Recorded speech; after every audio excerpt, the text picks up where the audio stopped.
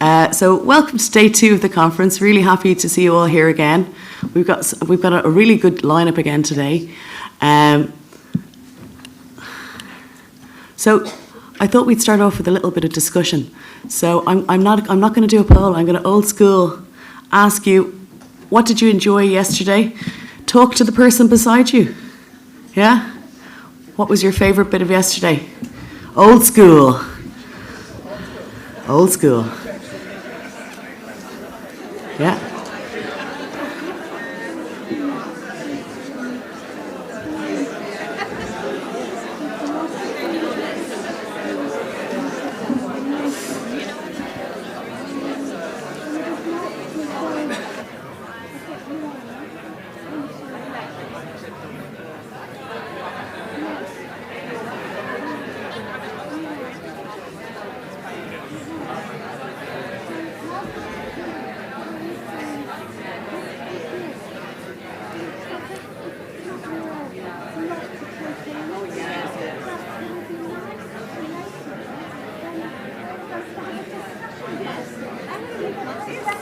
Okay, I'm going to stop you there now.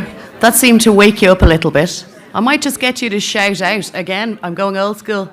Shout out a few things that you liked. Yeah? Excellent, I agree. Spotlights. Yes, they were great.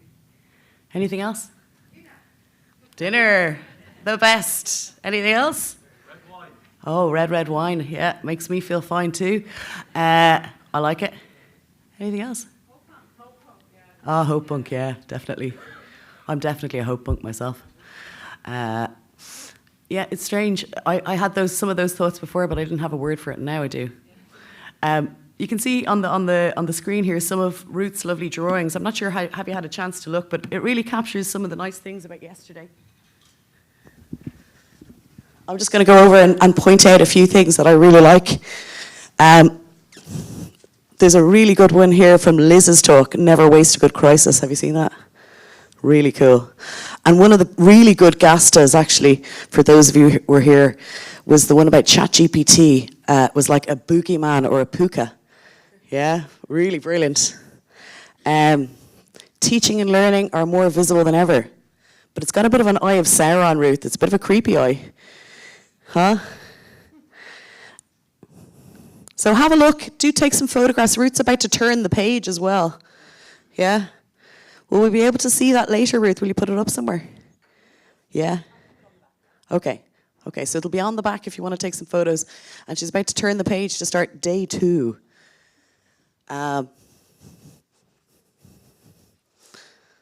Okay. I think I'm going to hand over to Denise now, Professor Denise Whitelock, Vice President for Research at Eden. She's going to chair the session. Over to you, Denise. Thank you so much.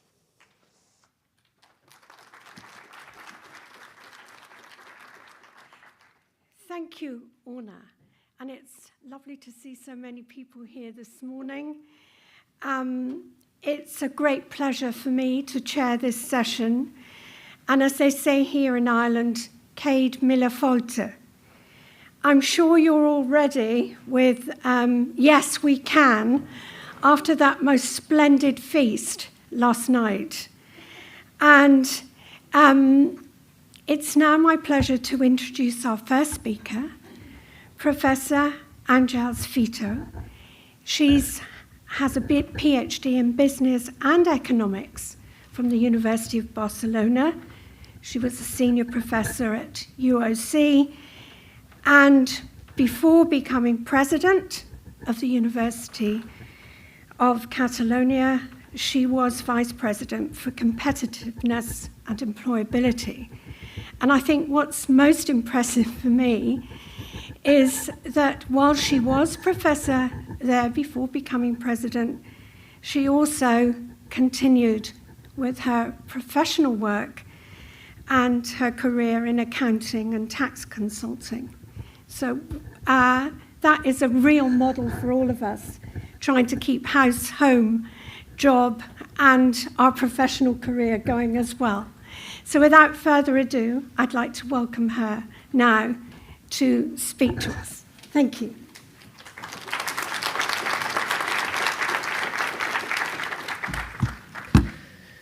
Thank you very much, all of you. I'm really delighted to have the opportunity to share in the next, I think, 15 minutes, some ideas about how we are tackling this strategy for lifelong learning. I have to say that although I am the author of this presentation, I would like to mention that this presentation is co-authored by the rest of the institution, by the whole Open University of Catalonia, who has inspired me, who has helped me, and who has also sharing me all of their ideas in order to build all together a new strategy. Some of them are here today. The ones that have arrived late, they are all from the Open University of Catalonia, and one's here. So I would like to take the opportunity to thank all of them, their contributions. So let's start. I would like to start, inspired by the Hope Punk session of yesterday, with a sentence, with a quote of one of our philosophers that states that when there are educational crises, what there are world crises, and we are in one of them. So we have to take into account all the contextual elements that, as universities, as higher education institutions, we have to provide an answer. So what for is always, for me, the starting question. Which are the drivers and consequences of all of this new context where higher education must face? I think that if we agree, if we ask to ChatGPT which are the 5 or the 6 or the 10 main problems that we have to tackle as a society, maybe some of them, some of the left side of the circle would appear. At least I did it yesterday, and I think that 4 of them were in this list of the 5th more important factors that are now disrupting the society. But the ChatGPT add another one. I think I have taken note that it was inequality and multicultural coexistence. No? Apart from the digital transition, globalization, climate urgency, territorial imbalance, and this idea of aging of the population. No? But on the right side, we have some of the consequences of all of these changes. We do know that these changes have impact profoundly in the labor market. We say that we must adapt to the emergence of these new occupation niches, acquire new skills. We are always talking about skills. We also know that new employment formulas are appear, is the rise of, for example, the gig economy. But also, and for me is one of the most important consequences, is these new complementarities that we need to understand and to push regarding technology. So in the next future, where we have to be relevant, where education have to find its purpose, lifelong learning is clearly the solution. And if we look at this quote about lifelong learning that it has been issued by the European Commission, it says that it is essential to prevent structural barriers to learning and skills development for impacting on citizens' employment prospects and participation in society. So it's about employment, but also it's about these other democratic values that we need to preserve, and we need to defend, and we need to teach, and we need to share. So I would like to highlight the second, for me, most important contextual factor that we need to take into account. We know that this new generation of digital natives are reshaping the way we consume, the way we learn. They are demanding new learning experiences. We know also that the integration of artificial intelligence, the ChatGPT that is worrying us a lot, presents a remarkable opportunity for all of us to redefine education. What we teach, for who we teach, how we teach. These are questions that are posed on the table. We are at our university discussing about a lot about it, and it, as I said, it's a great opportunity to redefine the educational model. And finally, but not less important, this idea of that information is now abundant, is now decentralized, and if we need to acquire and to manage this huge amount of knowledge, we need to develop this critical thinking skill. We need to have the ability to navigate from these different and massive sources of information, trying to escape from fake news and from other manipulative issues that arise from this huge amount of information. And the third thing that I would like to highlight regarding the context is the role of the university. Which is the role that the university has to play in this complex, ever-evolving, and uncertain environment. First, I think that we have to say that we have only this one specific mission, which is to be useful for the society. We need to be useful. We need to be useful producing, transferring, connecting, and catalyzing knowledge in favor of the progress of the society. We need to play a principal role on that because we are neutral, because we are plural, because we are driven by curiosity, and because we are driven also by evidence. So in this context where there are a lot of new actors emerging in this arena, there's a pressing need for universities to address these massive requirements in terms of reskilling, upskilling, cross-skilling. And if we don't provide an answer to these needs, maybe others, less neutral, less plural, less driven by evidence or less curious, will take the floor. So I think that we have this enormous responsibility to foster critical and responsible civil society capable of spearheading the transition towards a more inclusive, digital, and sustainable future. So these are the three elements that I would like to highlight regarding the context, and some questions arise from them. What challenges does this context pose? How should the university shift in order to maximize its contribution? And finally, what is that contribution when it comes to employability? I think that the answer that as universities will give to that questions will shape the upcoming and necessary new version of the European higher education area, but not only, the global higher education area. A new higher education area that not only pretends to satisfy the current needs of the labor market. To satisfy the current needs of the labor market would be a servile approach, but to work for a better employability. The role of the university regarding the employability.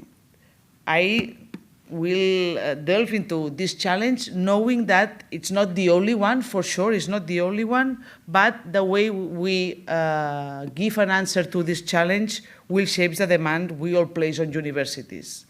So we do know that there's an increasing social expectation about how we contribute to the employability of our graduates, so we have to be clear about that. I think that when we talk about lifelong learning, we have to take into account that they are not just first-time higher education students or new entrants into the workforce. They possess, at this red point, that is when lifelong learners come to the university, a unique and diverse set of skills coming from their previous experience, their previous training, formal or informal, it doesn't matter, and this past pave the different futures that they have in front of them. And in that situation, the most important thing that universities has to do is to provide to all these people with the tools that are necessary for them to take the right decision at the right time. We don't know what will happen to the labor market in the next 5 years, but what we do know now is which kind of skills graduates has to develop in order to be more autonomous when they have to take this kind of decision. So we have to ensure that graduates are prepared to decide and manage their professional career. And that's why when all these documents issued lots of them by the European Commission and other European institutions when they address this topic of education for employability, and when they talk about reskilling, upskilling, they always emphasize the importance of empowerment, autonomy, and self-reflection. The opportunity of employability. In the next slide, I would like to share some of the thoughts and the considerations that we took into account when prioritizing this enhancement of employability within not only our programs, but also the whole experience that we wanted to provide to our students. The first one, although in Catalonia, as we are focused in lifelong learners, the average of our students is 30, 35 years old, although we have 20 years old ones and 70 years old ones. Most of them are working. Our position in rankings about employability are very good, but we cannot relax over the fact that the majority of our graduates work. As such, these occupations, the current occupations, are not a guarantee of quality or sustainable employment. We do know that 80% of our students enroll with us with the expectation of improve their work. 40 of these 80% of our students enroll with us with the expectation of change the sector where they are working. So we cannot relax. The second statement is that I think that we are not the unique university. All universities have different initiatives around employability, sometimes concentrated in one specific area, some other times maybe not very integrated.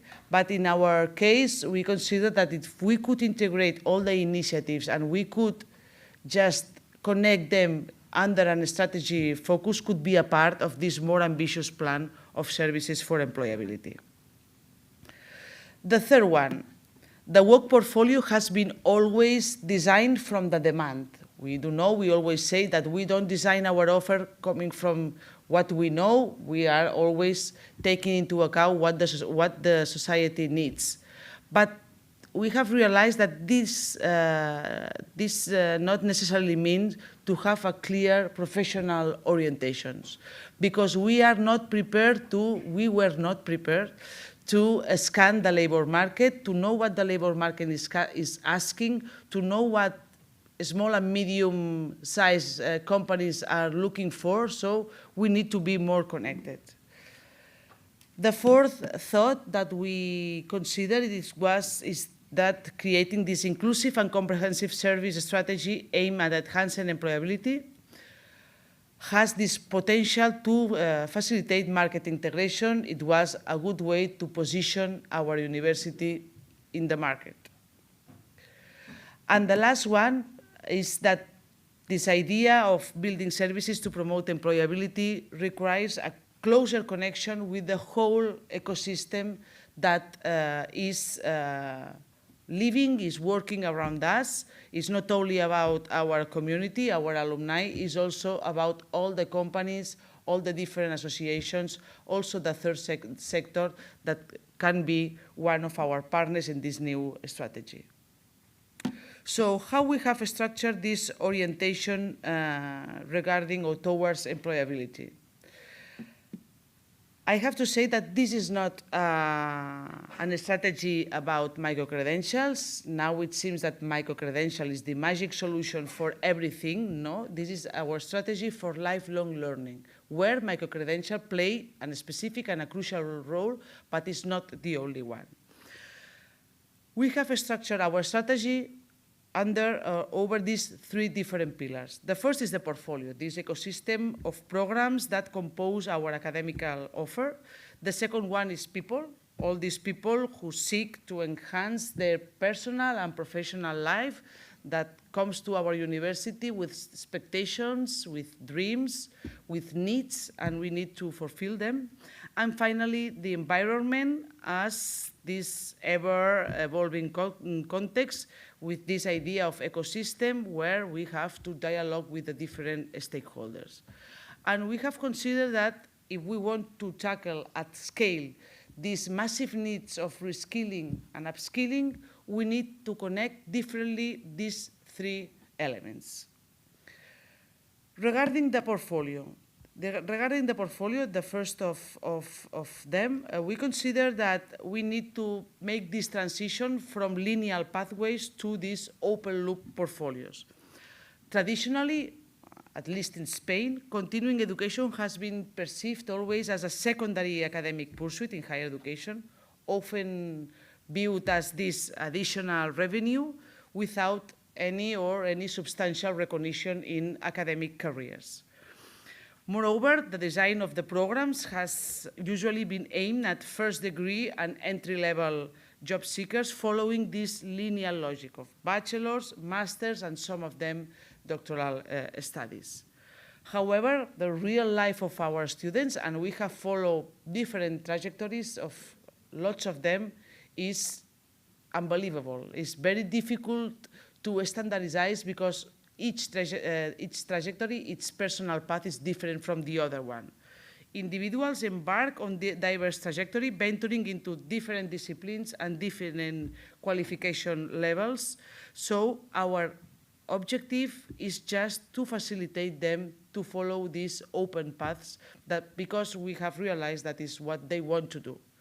So this huge transition from these linear pathways towards these open loop portfolios, we have just we have described this with these three different transitions, from the fragmented approach to continuing trajectories, trying to facilitate open pathways, and finally considering that employability is not about portfolio, is about service, is about guidance, is about counseling, is about being with the students when they have to take some decisions about what they want to study.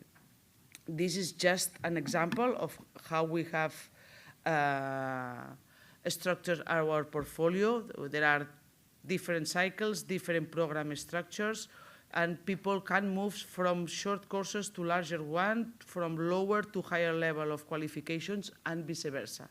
We have, as our students are part-time students, it takes a lot of time for them to just complete a bachelor's, and we have lots of them that decide in the middle of their bachelor to move towards, for example, vocational education. When they finish the vocational education, they come back to our bachelor's, and what we need to do is just to make all of these transitions as easy as possible.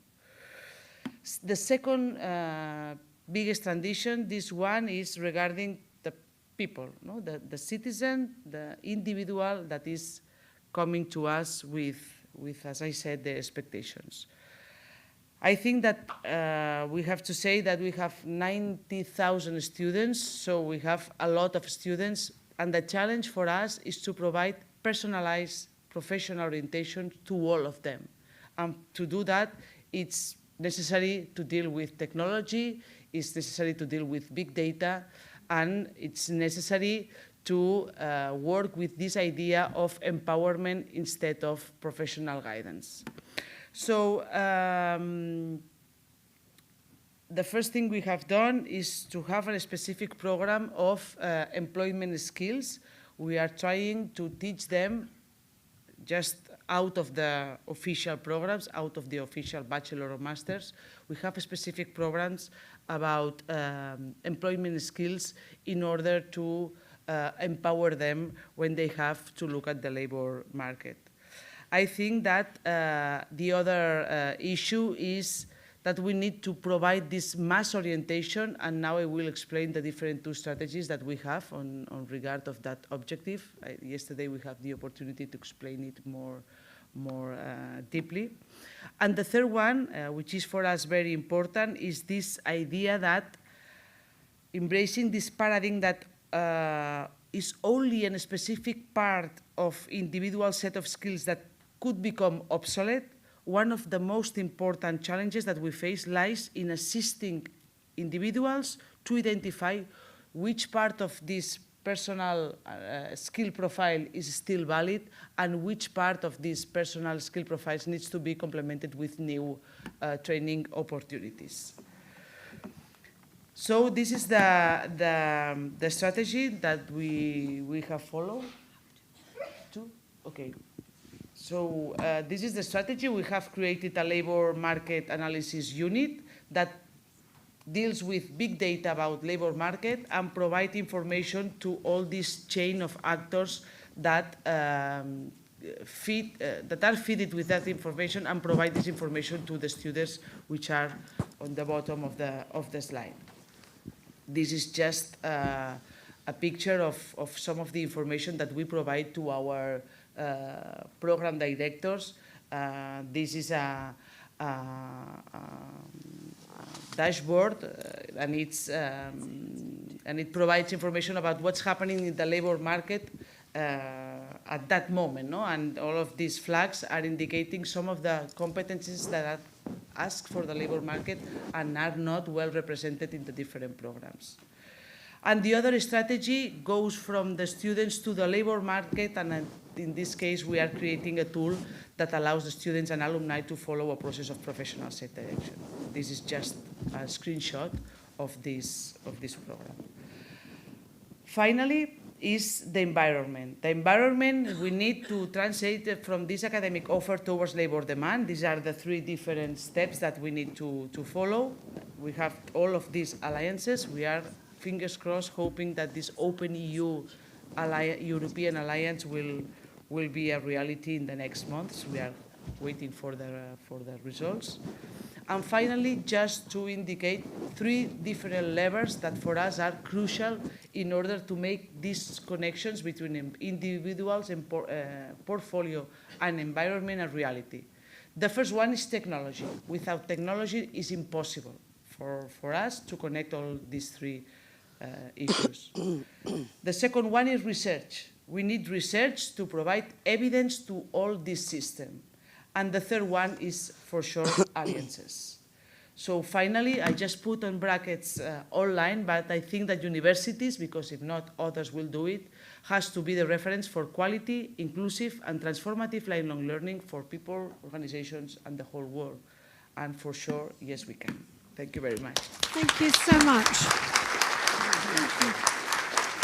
We have time. Do you want to go back and we'll take some questions? Okay. Yeah, I think we have time for about 2 questions for Àngels.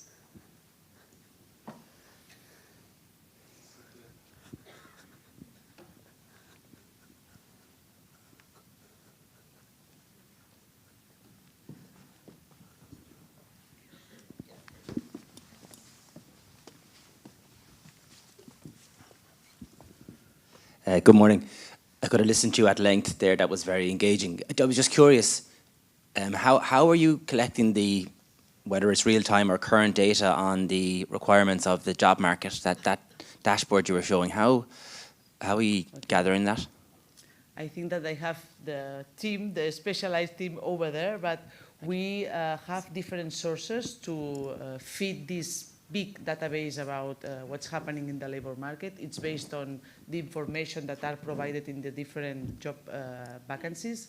We use a database called Lightcast. It comes from I think, United States, and it's fulfilled by, I think, millions of data about all the job posting databases. Then we use also the ESCO database coming from the European Union. This is fed by the opinion of lots of experts. And we also use qualitative methods. We are interviewing different companies in order to know what's happening in next to our in Catalonia and in Spain, more focused in our country. So we are just managing different databases, and all of these informations need to be collected, but also curated. It's not easy. It's a very labor task that this unit of prospecting and analyzing of the labor market is doing. Do we have another question? We do. Over here, please, Orla. Up and across.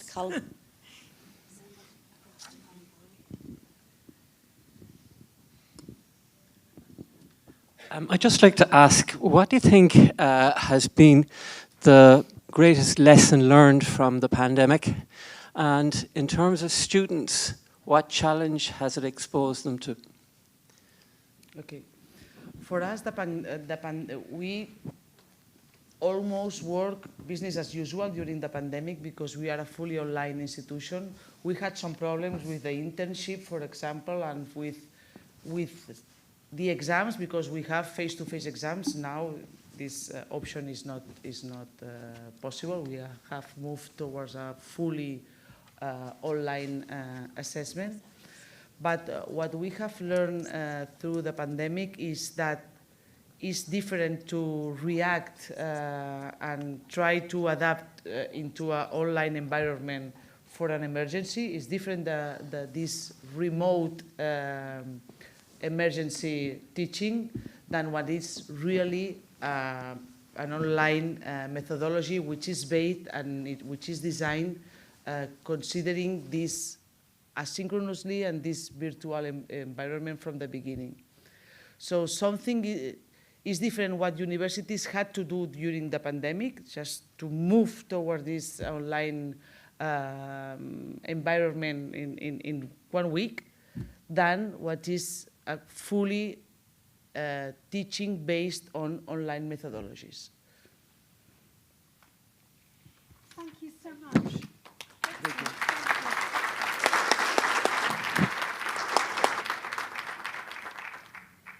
I'm sure you'll be able to catch the Prof during the coffee break, as I'm sure it stimulated a lot of questions and active discussion.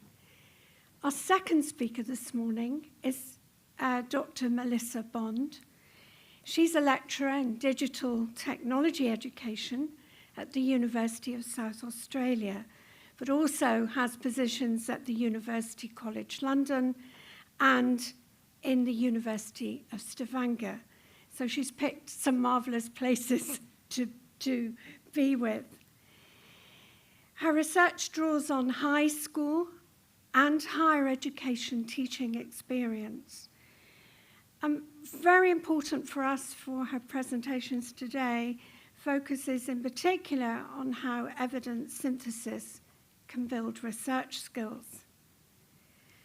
Melissa is a member of the Centre for Open Education Research and a founding editorial board member of the Nordic Journal of Systematic Reviews.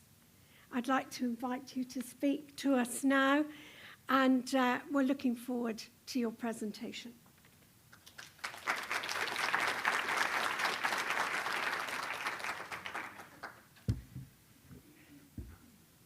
Yes, I've got my very fancy water bottle.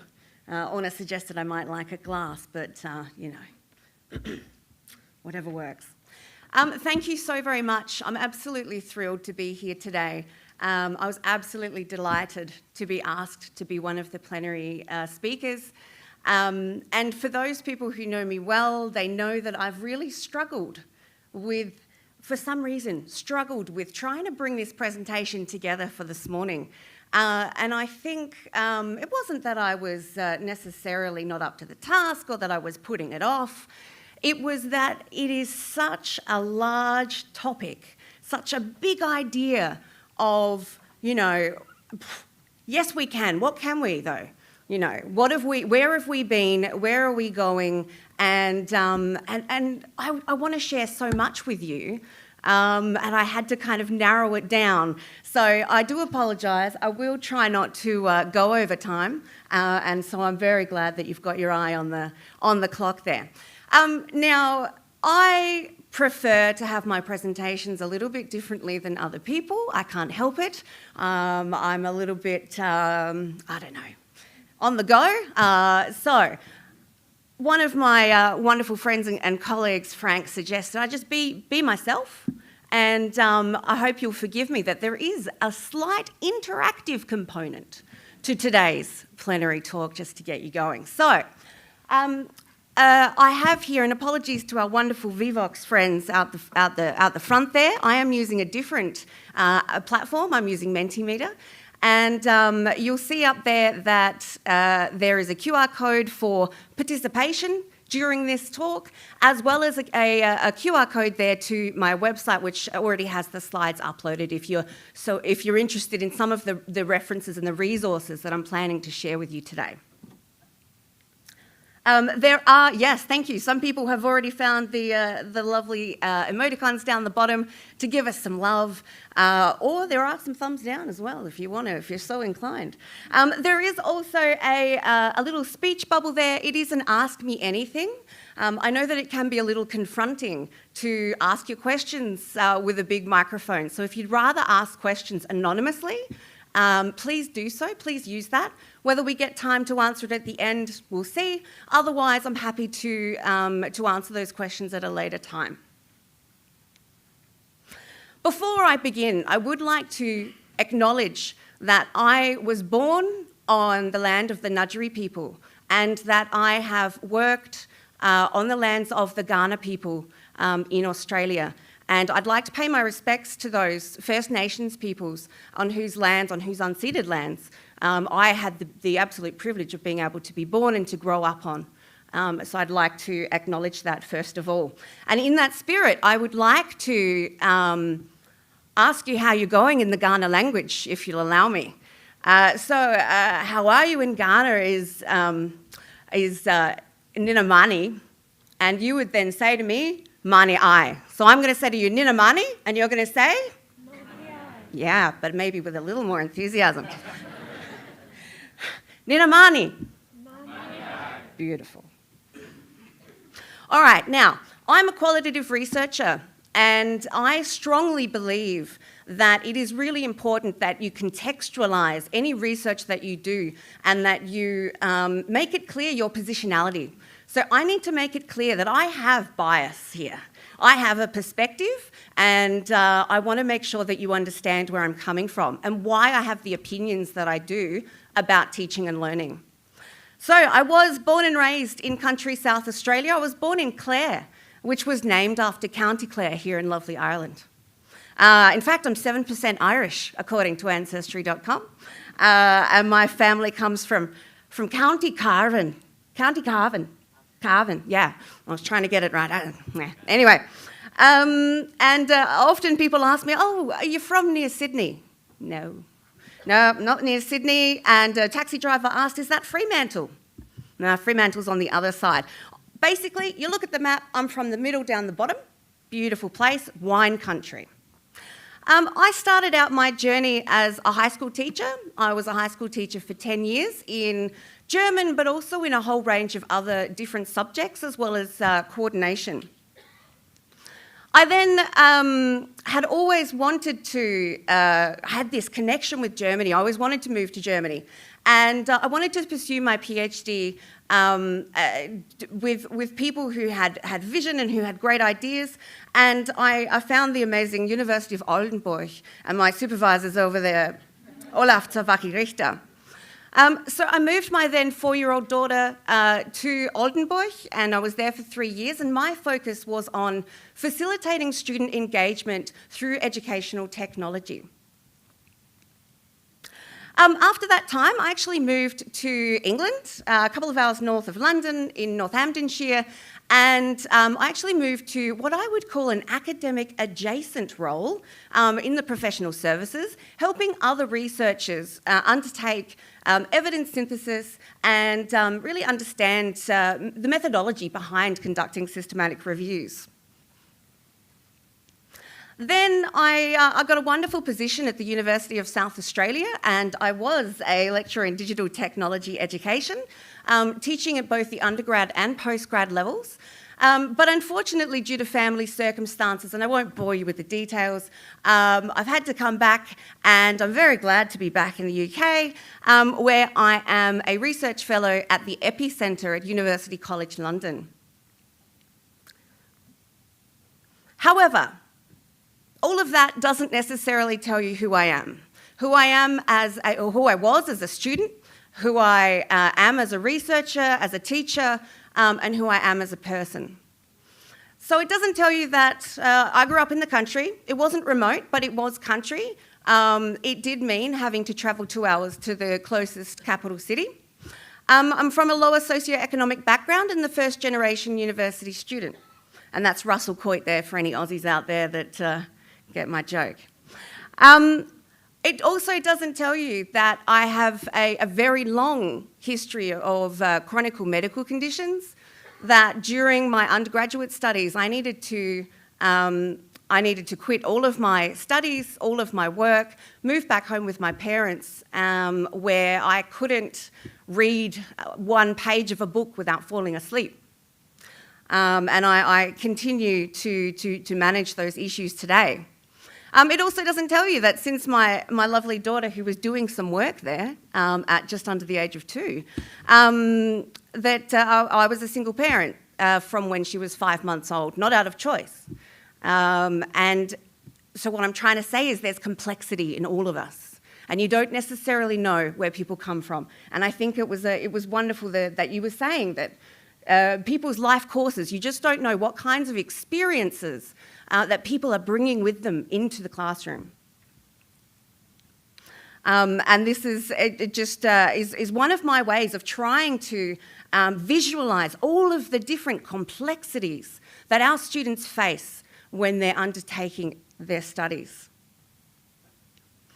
So, I have a particular love of evidence synthesis, and today I'm going to be drawing on a whole range of different reviews that I've been undertaking, predominantly, obviously, within both K-12 and higher education. It is a mixed bag, and at the moment I'm undertaking quite a few different reviews, and there's more there than are on that screen. So I would definitely welcome the opportunity to talk to you about them at a later stage if you want. But I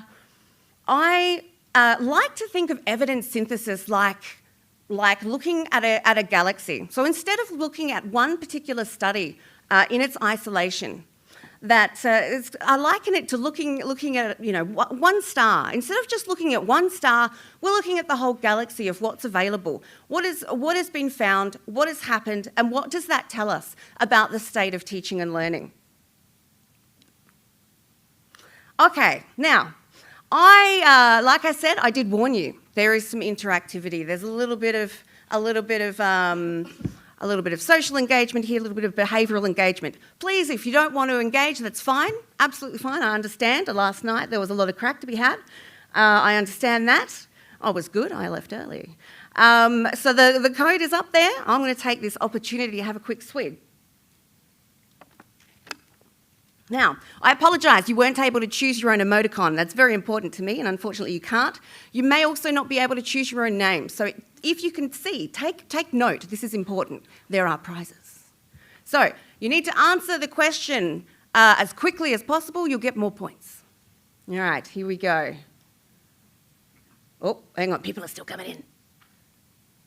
Oi, oi, oi, oi, I was too quick. Okay, could you please press enter? Here we go. My question to you is, how many systematic reviews do you think have been published on artificial intelligence in education in the past 5 years? This is a question about the ever-increasing number of systematic reviews that are being conducted in our field. Ooh, I see a lot of people. Let's see.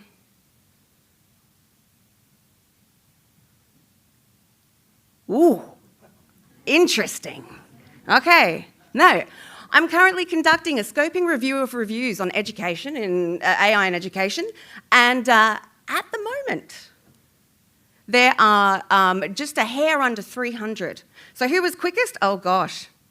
Heartstorm, congratulations, you were the quickest. I don't know who you were. Do you know who you are? Heartstorm, okay. We do have some prizes which will be given out now would be good, yeah. Now would be great. Thank you very much. Frank, I'm afraid you lost your job. All right, just over here, Heartstorm. Nice.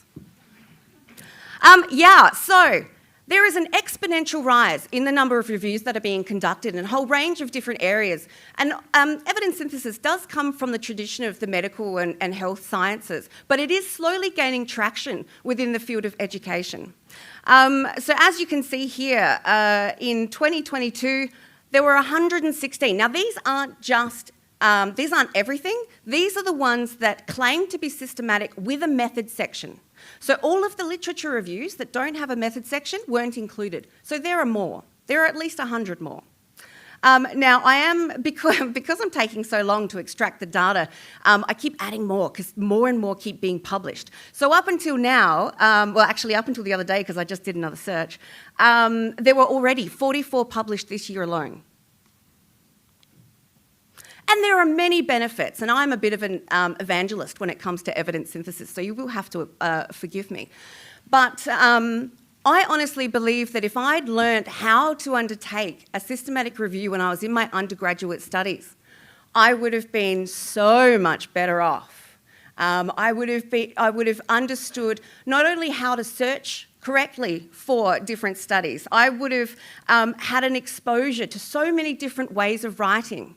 And I firmly believe that I learnt how to write academic papers by the sheer number of studies that I had to read undertaking these reviews, because I got to see how other people did it in a range of different journals. I got to understand, gain broad understanding of different topics. So it's a fantastic opportunity for people who are at the beginning of, say, a master's dissertation or a PhD to understand the state of the field, to understand where the gaps are in the literature, and to be able to answer the so what question. Like, so what? Who cares? What does it matter that you want to do this research? Everyone, heaps of stuff has been published before. What are you bringing to the community that can add value? Sure, there are many challenges. The understanding of the method is a bit of an issue, and we see that with, that's interesting. Ooh. We see that with the quality, and I'm going to talk about the quality of systematic reviews a little later on. There is also the matter of how to do them in terms of, understanding, well, you're dealing with so many different papers. What kind of software should I be using? And also that real struggle with resourcing, having the time, having the support, not just to actually undertake the review, but to support you in understanding the different processes. Now, as a field, we are actually seeing vast improvements in the range of people who are undertaking this type of methods, the number of journals who are accepting reviews now, and who have the types of expertise available in terms of peer reviewing to be able to successfully review the systematic reviews that are being published. So, for example, a few years ago, and it is a bit of a shameless plug, our open access book came out, Systematic Reviews in Educational Research, and it has been accessed over, 300,000 times. We've been really, really, really lucky to have had the funding to be able to publish at open access. We've also got journals starting to come out that are specific, or more journals, should I say, that are specific to the conduct of systematic reviews in education. And this is one of them. This is the Nordic Journal of Systematic Reviews in Education, on which I am an editorial board member. And we are looking for submissions. We're only new. So if you are conducting any reviews, I do strongly urge you. But it is open access and there's no APC. We also have things being developed like the International Database of Education Systematic Reviews. And this has been developed by Hamish Chalmers at Oxford. And they actually started with reviews that were really focusing on applied linguistics. But now they're starting to move towards other areas of education. And we've often had the issue of where do we, as education researchers, publish our protocols for our reviews? Because in the medical field, it's very obvious where you'd be publishing them, but it hasn't been so obvious here. So this is going to be a place where we're going to be able to do that. So let me just take a swig, hang on. All right, so now to the question at hand, to teaching and learning, and how have I been going about trying to understand teaching and learning as it is and teaching and learning as perhaps it should be. So I like to look at it through a lens of student engagement, and it is such a complex construct that has been debated year upon year. It's still debated as to what actually does it mean, what does it look like. And these are some of my favourite quotes. But before I tell you what I think student engagement is, or what I've found in my research, another opportunity for you to sadly not win chocolate, but share with us your thoughts quickly about what student engagement means to you. Again, same code. You may need to press enter, I'm not sure.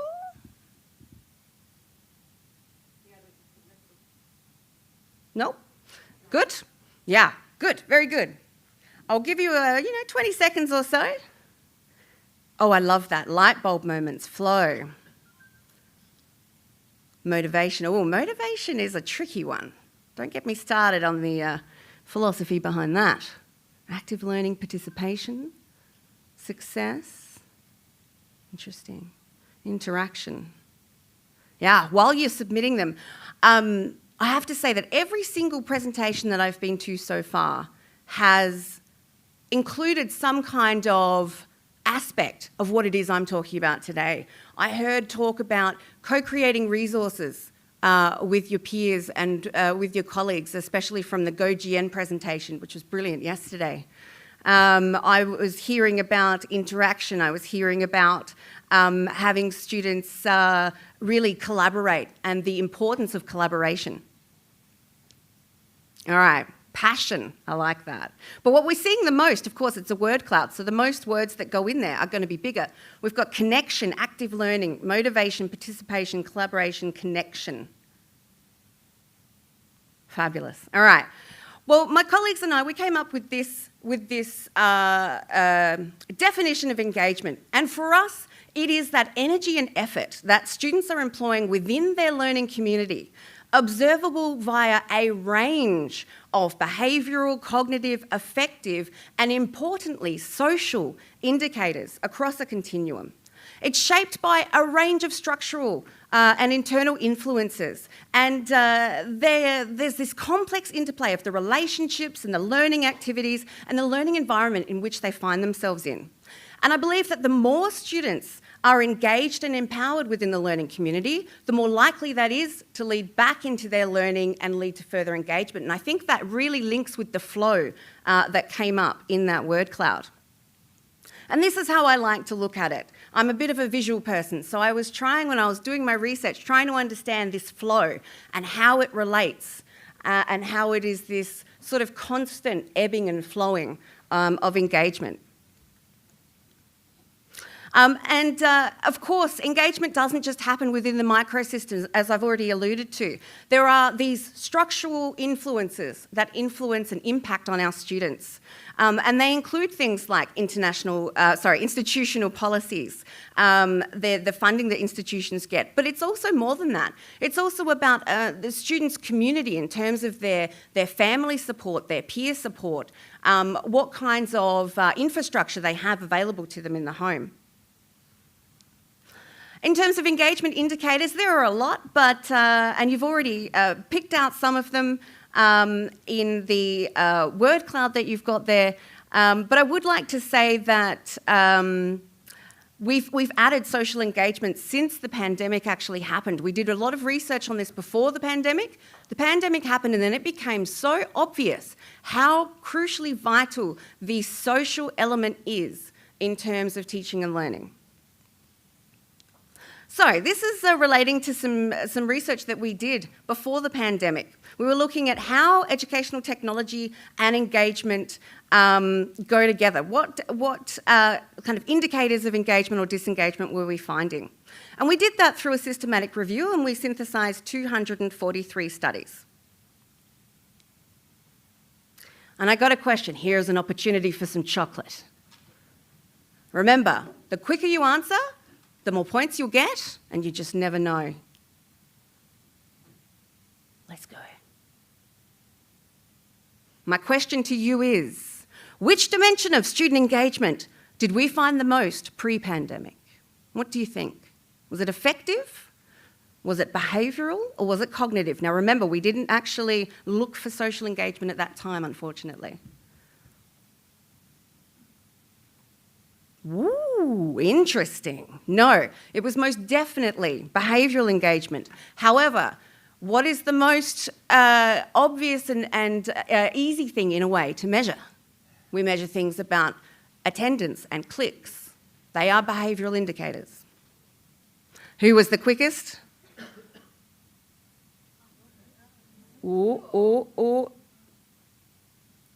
Well, I think it was, now please forgive me if I get this wrong, Dr. Matajasic. Now, you don't get another one just yet. We'll have to award Dr. Matajasic. Where are you? Yes, I apologise. Please, Baron. The bag of fun. Okay, well done. Yeah, we found evidence of at least one dimension of engagement in 94% of the studies, and behavioural engagement far outweighed the amount of effective and cognitive engagement we found. However, caveat, how many of those studies were actually looking for or measuring cognitive and effective engagement, and effective engagement in particular, quite tricky to be able to measure. And those were the engagement and disengagement indicators that we found. So we did find that social element to it, but we actually put it under something else at the time. Positive interaction with teachers and peers. But in particular, looking at, did our study, did it increase participation or involvement? A lot of those kinds of studies. Oh, yeah, another one. All right, are you ready? Are you ready? Are you ready? Go. The question is, which technology type do you think was the most connected to engagement before the pandemic? Was it assessment tools, social media tools, multimedia production, so like things like videos? Was it synchronous collaboration tools, text-based tools, or knowledge organisation and sharing, which are things like LMS? What do you think? Okay, there's a range of people there. Okay, yeah, text-based was the most connected, because there were a lot of studies pre-pandemic that were really looking at like things like discussion forums. Frosty, where art thou? Yes, sorry, Baron. Very nice.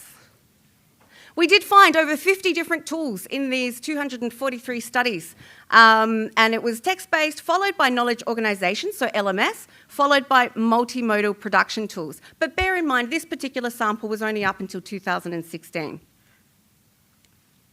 So then we undertook some research into what happened in secondary schools during COVID. I'm going to have to really speed up, I'm afraid. Where we synthesised 81 studies. We found that most of the studies were undertaken in Asia and Europe, which makes sense given the flow of the pandemic. And so another question, go for it. In terms of the pandemic in secondary education, which dimension of engagement do you think we found the most this time? Was it cognitive, behavioural, or affective? Oh, everyone's voted. That was quick. Oh, I wish it were. If only I wish it were. No, it was behavioural again. Let's see. Geraldine. We're all right down the front. Oh, Baron, you're so lucky. You get your steps in and floors. Brilliant. Okay, we found that there was evidence that some students actually found it, that they found it easier to learn and complete some schoolwork. Not everyone, of course, but some did. That some of them found that they had, were able to develop a bit of a heightened sense of responsibility. And I know in the case of my own daughter, for example, who is neurodiverse, she's autistic and has ADHD, she actually found it easier to be able to do that, but not the case with everyone. What we did find, though, which makes complete sense, is that there was a real increase in the feeling of social isolation. And interestingly, that there were more instances reported of behavioural disengagement in studies from higher income countries than those from lower middle income countries. But part of the reason there is the difference in technology that was being used. So there were more text-based type technologies being used in lower middle income countries and more kind of synchronous technologies being used in high income countries. When we compare that, and I know we can't compare like for like because this is a completely different situation, but in a review that I did on flipped learning and student engagement before the pandemic in K-12, compared to what happened during the pandemic, we can see that, yes, the engagement indicators came through a lot less frequently, but somewhat positively, that the percentage of studies that were reporting disengagement were, apart from social isolation, a little similar. Again, though, there is that slight bias of reporting things that are positive and not necessarily reporting the negative. So then we did some research looking at ERT in higher education during the pandemic, and we synthesised 282 studies. All right, what happened? Oh, I see an attrition rate in my behavioural engagement here. There's less people, it's okay. Go for it. Which discipline or faculty do you think was the most researched during the first 6 months of the pandemic? Was it ours, education? Was it business and law? Was it natural science, maths and statistics, health and welfare, or social sciences? Let's see. Oh no. It wasn't, I'm afraid it was health and welfare, followed very closely by STEM. And the quickest was, Inez. Yes. Hey, perfect, right next door. All right. Yeah, most of the research was happening, and this is the case. This is replicated across so many of the reviews that I've done on different topics, where STEM subjects are the most researched by far, as well as looking at the undergraduate experience. And I'm not saying that STEM and undergraduates are not deserving of our attention. They certainly are. But it would be so wonderful to see research happening in other areas and for the postgraduate experience as well. And we also didn't see a lot looking at ethics or vulnerable groups, and there was a real sort of unbalanced distribution of countries, authors and participants. So in terms of these external influences, I want to stress that it's, and I've heard it already, this conference, that it's so important for educators to engage in professional networks because that has been shown to impact our students and how they perform. That the support that you get from building a community, building a network with other people is so important. That giving students opportunities to collaborate with each other, even if they don't necessarily want to, giving them the opportunity has been shown to boost engagement. And in terms of the curriculum and activities, it is really important that they are challenging, that they are useful and authentic, that they are relevant, not only to the outcomes in terms of alignment we heard yesterday as well, but also that they're relevant to the future work that they're going to be doing. 2 minutes. Oh, man, okay. Okay, well, for me, what does a better future look like? I think a better future should be around caring. It should be compassionate. We did a study with 1,323 doctoral mothers from 112 different countries. We've had our first paper just come out. We have an openly accessible database of the research that I'm doing for a review that I'm doing. It's ongoing, so it's not finished, but you're welcome to have a look. But we found that support for mothers who are undertaking doctoral studies is often lacking. And I think compassion plays a really large role in the work that we do. I think it should be accessible. We found that 88% of the research that was being undertaken in the pandemic was actually open access, which is brilliant. But in the scoping review of reviews I'm doing of AI Ed, only 61% of them have been published open access. But we do see an upward trend, so that is, I guess, really good. I think that we need more rigour in our research. In the scoping review of reviews, we found that so many of them did not undertake a quality assessment, and neither did a meta-review we did in the field of EdTech. And astonishingly, so many of them aren't reflecting on the limitations of their own work, of their own research. It's really important that you recognise and have space for within your articles to reflect on the inherent biases that you might have had, but also what should be considered and future ideas for where you should go. I think education should be inclusive. We see, and siloed communities was talked about yesterday. Yes, absolutely. There are siloed communities in terms of language. We did a study looking at the language being used in UK EdTech research, in German research and Spanish language research, and we're not talking the same language at all, even when we publish in English. We're using different terminology, and I think it's really important that we get closer to each other. I think it should be novel. It's really important that you're looking for the gaps in the research. So there should be more research being undertaken in SEND areas, special educational needs and disabilities. In non-STEM subjects, postgraduate students, in primary schools, there's a lot less.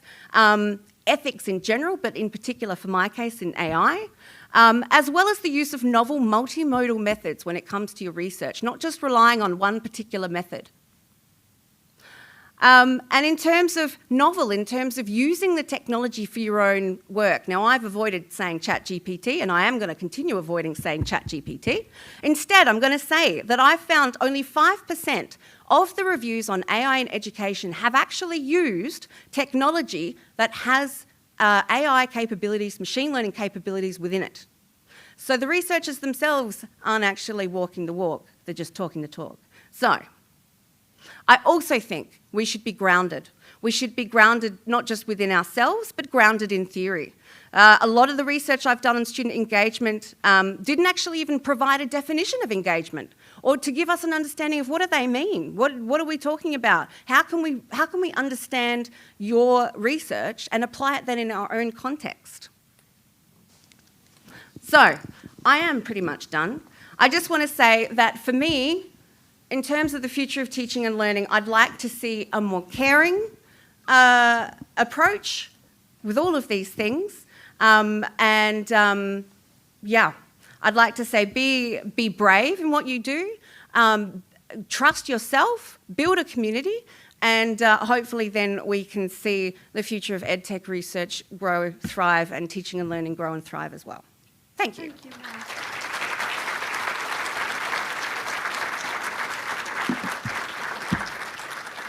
We've time for 2 questions. Do you want to use your mic, please? Oh, that sounds like a good plan. Use the mic. 2 questions. Any questions from the audience? Not an enthusiastic responses, Mel, to your questions. I'll have a question, if I may. Yeah. So, where should we be putting our efforts now in a time of enormous challenge, and not just for us as educators, but for our students too? Where should we be putting our efforts? Yeah. Very generic, I'm sorry. No, that's okay. I honestly think that from what I've seen from the research that was being undertaken in the pandemic, that it's so important that that we do think about bringing more focus on the social side of engagement and on the effective side of engagement. I think that for many it was a real change, a real shift in how we prioritise education, not just for students, but also for us as educators and researchers. I know for myself it was a real stock-taking exercise. You know, it became, well, hang on, who am I and what do I value and why do I value it? So I think it's really important for us to stress the value of what we're doing and make sure that we're doing things that are valuable to our students and to ourselves. I think that's where we should be emphasising it. Thank you very much. Is there another question? Martin well down the done, back. Martin.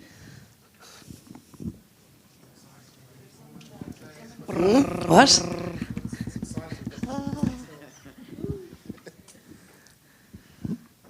Hi Mel, Hi. thanks for that. I got all 5 questions wrong, so that's... Oh, no! well. And I'm an expert, you know. So, I thought it was interesting that I think lots of us we thought the effective monitoring would be more post-pandemic. And I think you sort of hinted at this, but you think it's just because behavioural is the easy thing to measure? So we always just measure the thing that's easiest rather than the thing we want to measure. And how might we measure effective? So there's two questions there. Oh, okay. On one hand, yes, I strongly believe that both pre-pandemic and post-pandemic, part of the reason that was so high was because it is easier to measure. I'm undertaking a review at the moment looking at learning analytics and student engagement in higher education, and I haven't gotten very far. I've only looked at 30 or so studies at the moment, but that is exactly what I'm seeing. That's what they're looking for because they can. That's sort of their area. And where was I going with that? Oh, but a lot of studies that happened during the pandemic, you remember, was the shift towards more synchronous teaching and learning. A lot more video being used. And so a lot of studies were focusing on, well, hang on, like my students are turning up, or they're not turning up, but they're not putting their videos on. They're having that black screen. So a lot of research was focused around, well, what's happening there? How can I, change that? And I think that's why there was also a lot of talk about that. But in terms of positive engagement, yes, I believe that it's about the research being undertaken and how they're approaching their methods.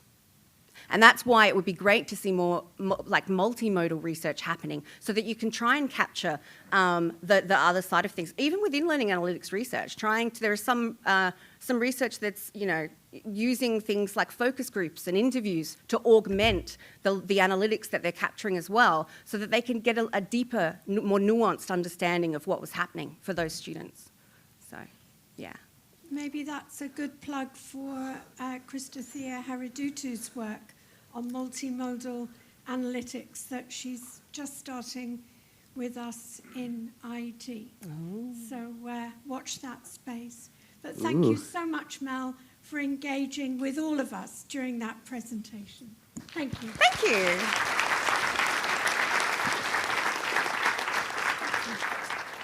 I'd like to hand over now to Orna, who's going to do some work with us and tell us. I think, Mark, you're going to do this bit, are you? Oh, that's first, okay. 1 second. I'll just change slides.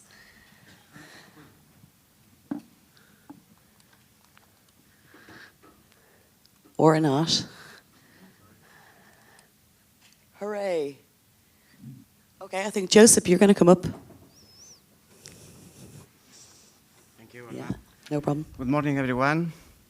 Thank you very much for these very inspiring presentations this morning. Did you enjoy the dinner yesterday? Yeah. Yes. Maybe you remember that yesterday we made 2 announcements, but it was very difficult to follow because we don't have microphones there. And let me just to share with you and to remember these 2 very important announcements made yesterday. The first one is the final Best Research Paper Award. It was for this paper, Minecraft, a remote laboratory for game-based distance learning. For these researchers from Italy, Andrea Nardi, Andrea Benassi, and Elisabetta Ghignoni. Yes, a big applause for them.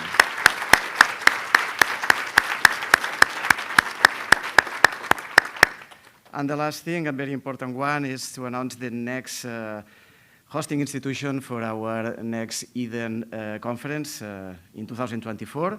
This is University of Graz in Austria. You have here the dates. You can save the dates in your agendas. It's from 16 to 18 June next year. And now we have the possibility to see a short video presentation of this next Eden annual conference.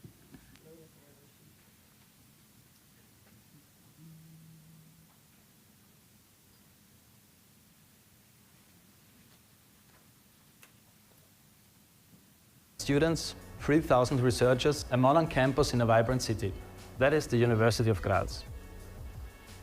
A place of science where questions become creative ideas and groundbreaking insights. For us, for our society, for our world, since 1585. With its long tradition, the University of Graz is shaping the future today. These are the great challenges of our time that our researchers are tackling. These include climate change, its consequences, and the transformation to a climate-neutral society, or modern diseases and new ways of healthy aging. Our researchers pass on their insights directly to students. Over 120 study programs are available at the University of Graz. The campus, with the country's most modern library and inviting learning spaces, provides an inspiring learning environment, whether indoors or outdoors. At the second largest university in Austria, we have a lot to offer. International top research, study programs with exciting career prospects, interdisciplinary collaboration, and a global network that opens the doors to the world. Welcome to the University of Graz.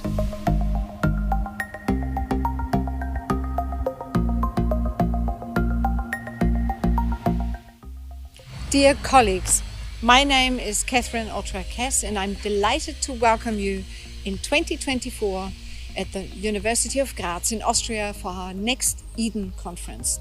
Like all of you, we too have very strong research and teaching interests to do with e-learning, including the digital transformations that take place at universities. Let me share some of the questions we are currently exploring. One question is that we realize that technology is not neutral. So how can we ensure that the digital systems do not reinforce existing inequalities or that they create new ones? Another question is that we are wondering how we can support learner agency, authentic learning, collaboration, meaningful personalizations in times of pressing global challenges and do so through e-learning approaches.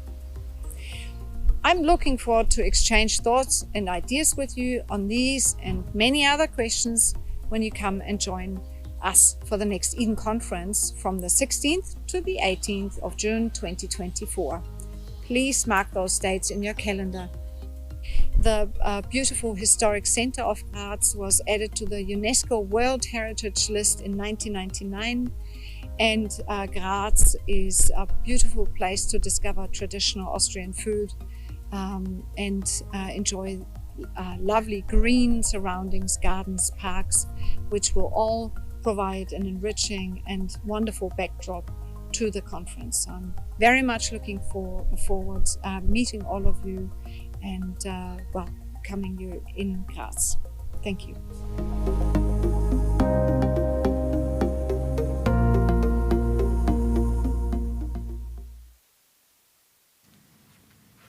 Colleagues, I'm just going to round us out for the morning. I have to say I'm delighted that Graz is the next venue for Eden. I've had the privilege to go there several occasions, and those of you again who know that my background is that I'm originally from New Zealand, it's great to know that Catherine did a PhD in New Zealand.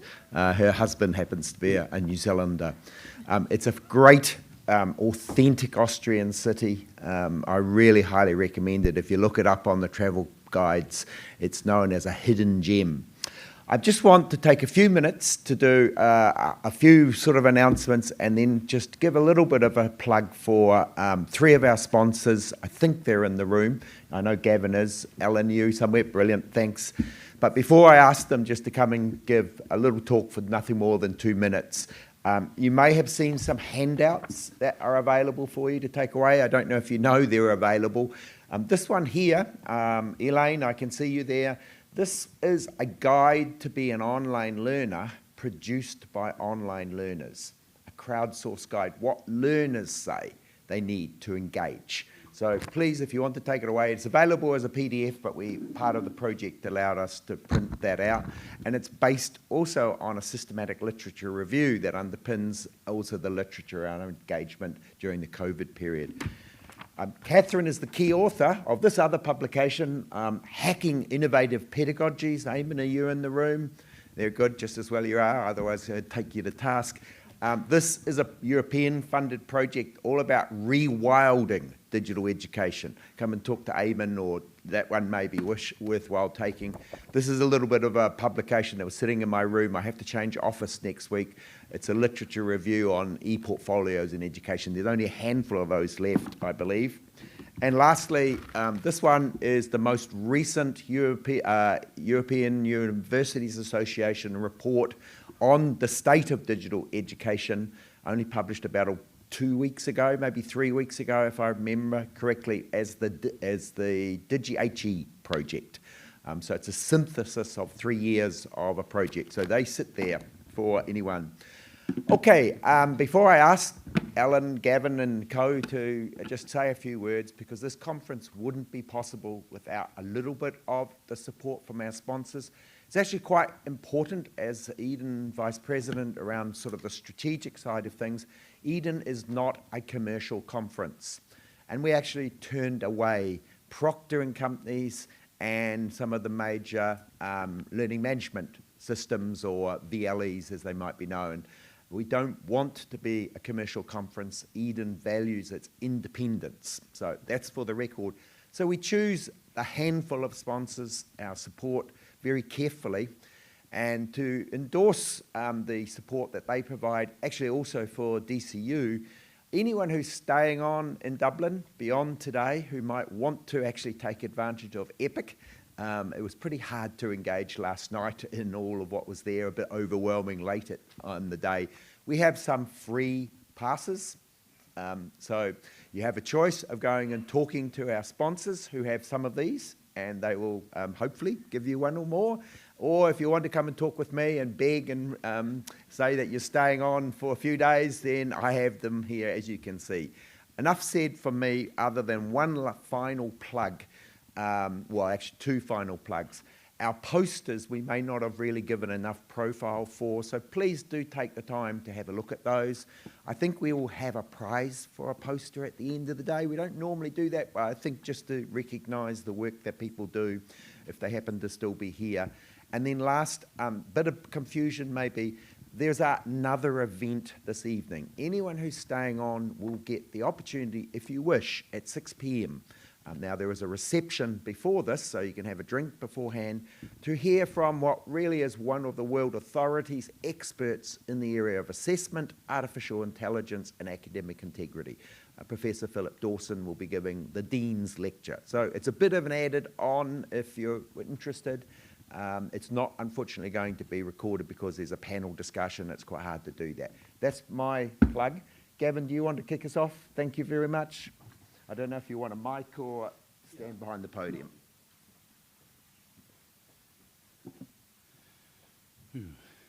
Hi, everyone. Imagine a world where learning is accessible to all. So my name's Gavin Henrik, and I'm the co-founder of Brickfield Education Labs. And we're passionate about accessibility and improving the inclusion in learning and in education. We work with institutions to help improve the accessibility of their content in their learning management systems, and mainly around Moodle.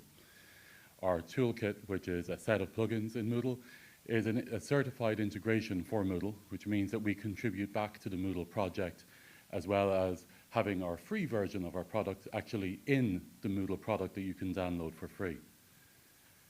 We have 3 services primarily. One, the toolkit, which analyzes content in the Moodle site and then enables teachers to help fix those issues in bulk to help speed up the remediation and improve the accessibility. Secondly, we have a tool which enables students, by their choice and at a time that they want to convert material in the LMS, like PDFs that might have been uploaded, into a format that they need, maybe Microsoft DocX to use with Immersive Reader, or an MP3 if they're dyslexic, or a Braille format, and there's a multitude of Braille formats supported. And the third part of our service, which is equally important as the first 2, is comprehensive, complete training for an institution in accessibility. So unlike others, we provide training to all of the staff in an institution, the academic, the IT, marketing, library, so that all of them can get an understanding of accessibility in the areas of media, document, and web accessibility. Now, if you're using Moodle, you can avail of those 3 different services, the toolkit, the content conversion, and the comprehensive training. But if you don't use Moodle, the content conversion still works for you, and the training side as well. So whether you use Moodle or whether you don't, drop by our stands, say hello, and let's help tear down those barriers to online learning. Thank you.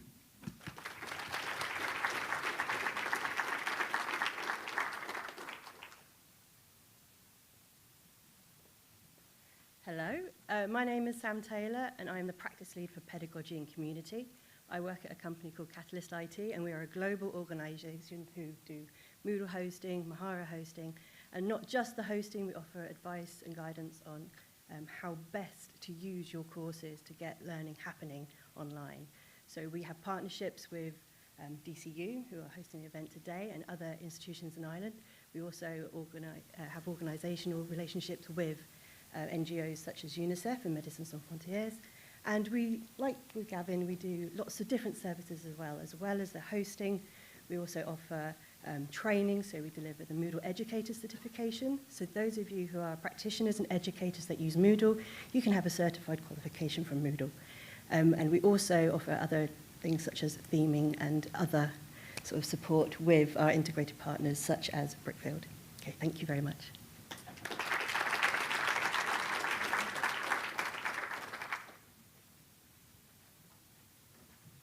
Good morning, everyone. My name's Alan. I'm with Vivox. I'm the Global Education Manager. Vivox is now the #1 rated student polling solution on Trustpilot, G2, Capterra, and others. So delighted to be here today, excuse me, and yesterday. We aim to boost student engagement and increase interactions within your live learning and within online learning. Vivox works equally well within both environments. We work currently with 54 UK and Irish universities, and Vivox is a centrally delivered solution within each of those 54. We have a simple user interface, which I know I'm speaking to the converted today, is absolutely key with any new technology solution, and simple both for students and for staff as well. I'm going to let DCU speak for Vivox.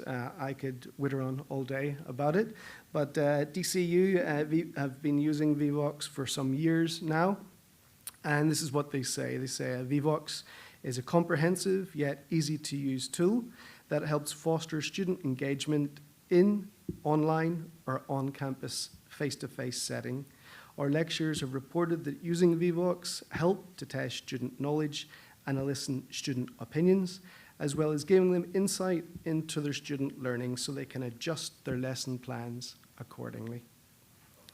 Folks, come along and have a chat, but just one more thing before we break for coffee and tea. Today's my birthday.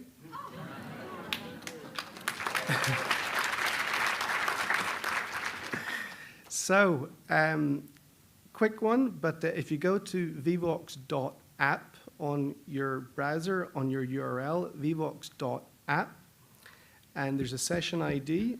I'll give this twice. It's 122-805-901. So that's vivox.app. Just pop it into your URL. Session ID 122-805-901. You can guess my age. First person to correctly guess my age, wait for it.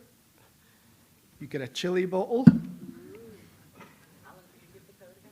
You get a beanie, hat, a couple of t-shirts, a coffee cup, yo-yo, and of course Mark's tickets as well that he mentioned a little earlier.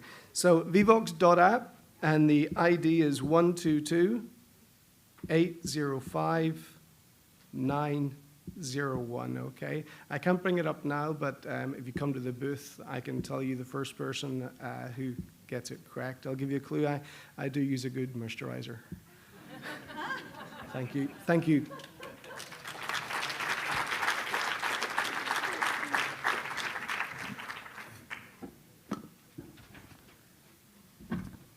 Thanks, Alan. I'm just entering now, so I get that fabulous swag. So coffee, guys. Coffee now, and then parallel sessions starting at 11. Thank you.